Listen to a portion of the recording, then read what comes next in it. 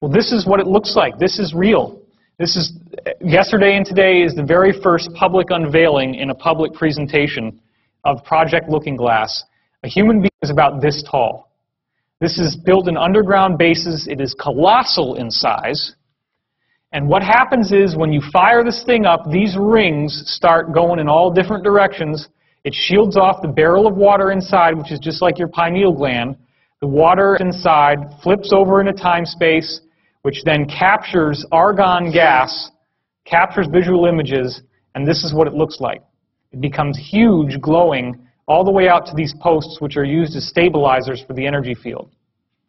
Now, it doesn't start out with an image of the Earth. That's just there as a placeholder, although you could see the whole Earth like that if you wanted to. That's not usually what happens. Well, contact, right?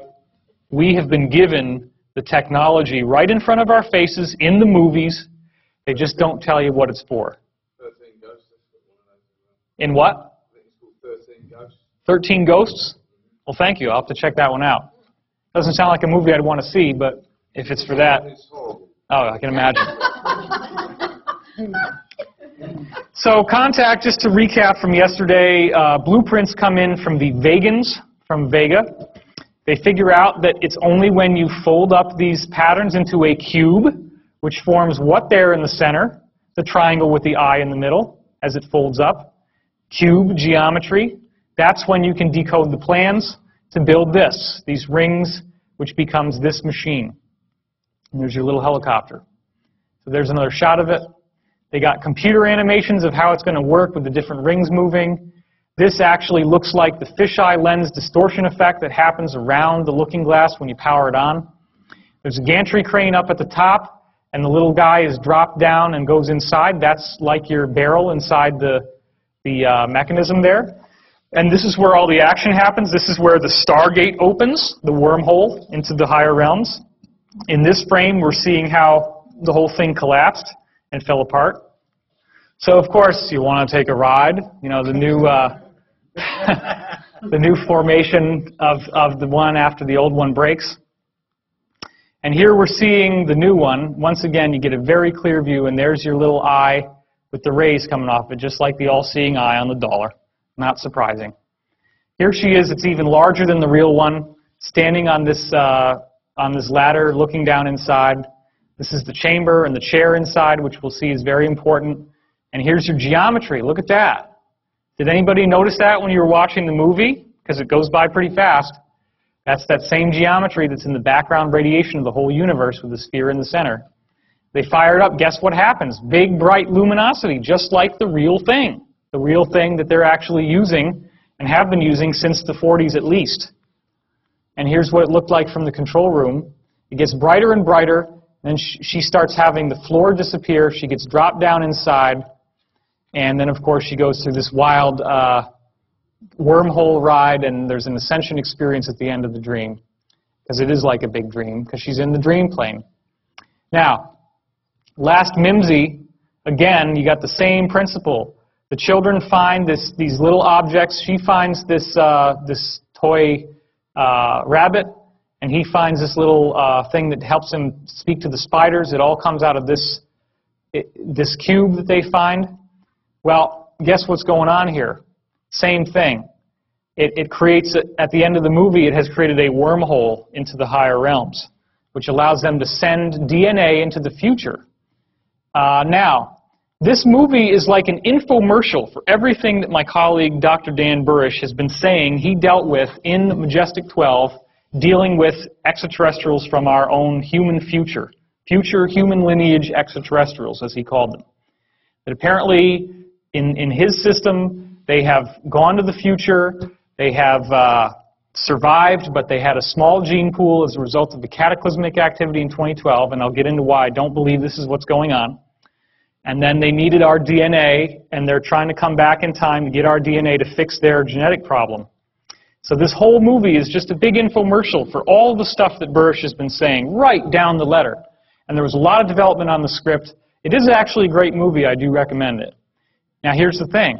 This is actually precisely what was found, except for the sphere, but the shape, and then even the little filigree on the outside, the little 1 centimeter raised filigree.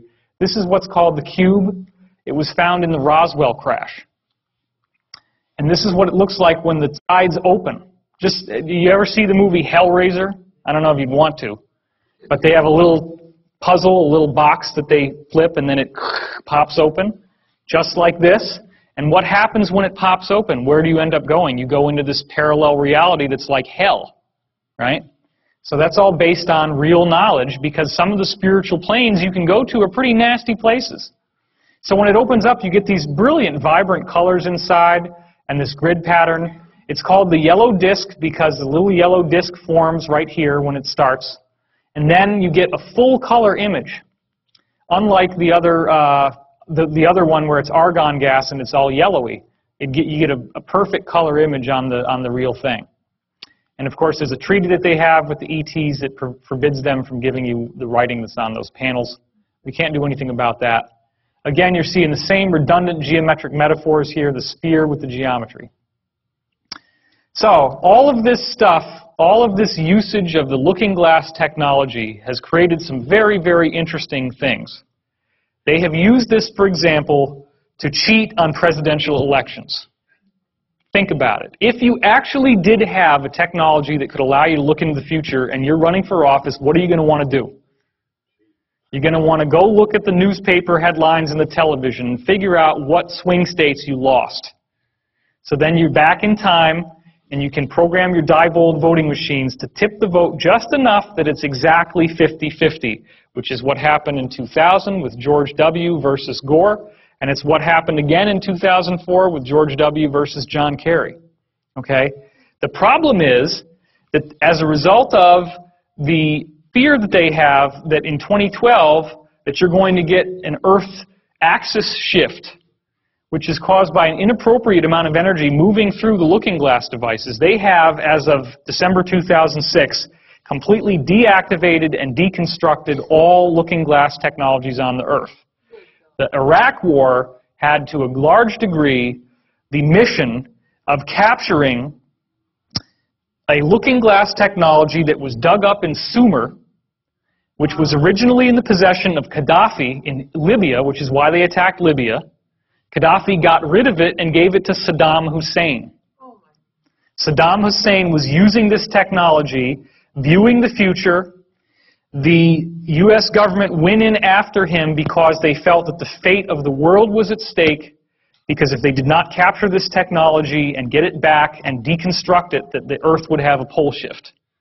So this is what they say, and it's a great story. It'll make a great movie, which I'm sure is being written. We're going to get into the pole shift and why I don't think that that's what's going on at all. I do not have a negative doom and gloom disaster view of our future. It's very important that you hear that, even though I know some of this stuff might be a little freaky looking. So the D of the CTP is what they call it in code parlance, because nobody's going to know what that means. But when you actually decipher these letters, it means the doctrine of the convergent timeline paradox. Here's the problem. You look through time with this device, and when you hit 2012, everything goes perfectly white. As you get closer and closer to 2012, starting in around 1980, a very strange thing has been happening when they use the looking glass. There is an interlacing of images. So right now, imagine that if I had this slide on half the time, and then the other half of the time, there was an image of like a face. And if I interlace them slowly, then maybe every second it goes from here to the face to here to the face. Then as it speeds up, it gets faster and faster to the point that if it were complex images, you couldn't make out one from the other because they're flip-flopping so fast. Okay?